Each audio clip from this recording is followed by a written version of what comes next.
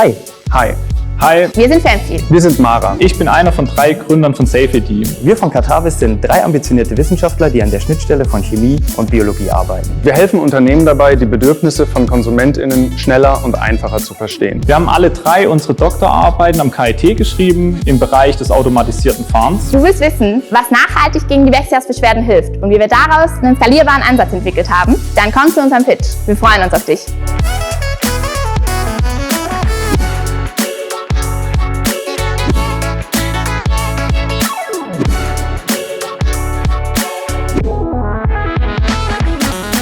Hi, wir von der KIT Gründerschmiede sind die erste Anlaufstelle für alle Gründungsinteressierten und Startups aus dem KIT und dem KIT-Umfeld. Wer wissen möchte, was wir schon alles umgesetzt und erlebt haben oder noch in der Zukunft an Projekten geplant haben, ist herzlich eingeladen, am Neuland Innovationstag vorbeizuschauen.